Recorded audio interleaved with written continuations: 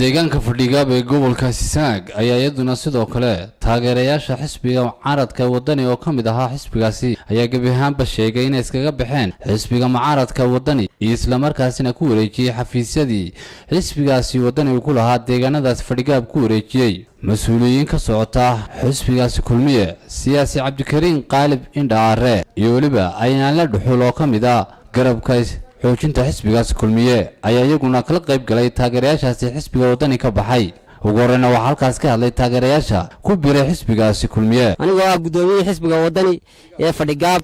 waxaan maanta halkan ka sheegayaa oo aan ka cadeynayaa xilkii aanu hayo xisbiga Wadani inaan iska casilay wanaga qaadanay calaamadii xisbiga Kulmiye iyo calaamadii siyaasadantiisi sidaas aan u sheegaynaa xafiisyadii uu ku lahaa halkana waanu bedelay saddex xafiis bay ahaayeen waxa la wareegay xisbiga Kulmiye waxayna ku biireen xisbiga Kulmiye ku biireen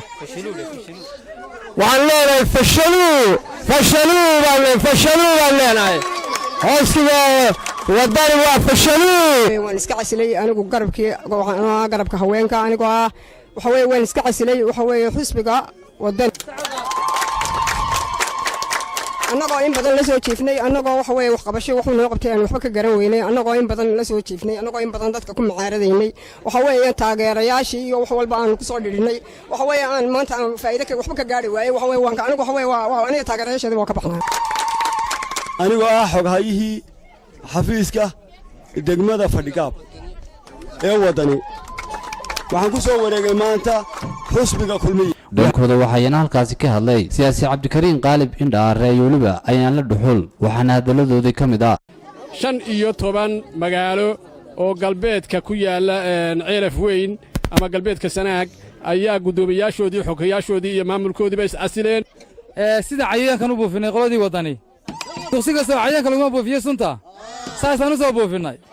Fadhigaab 2000 cod ah inaan hal cod laga soo helayno Wadaniya ninka yare Xisbiga meelaha ordayana maxay haytay waxa uu maahay arka marasiide hawli kama tagin habarna u dheer Silaan yu afgambiyay oo waad ogeydeen waa kuwii wasiirada ka casilayay ninka Silaan isku day inuu afgambiyo ma cir waxa u jiidaya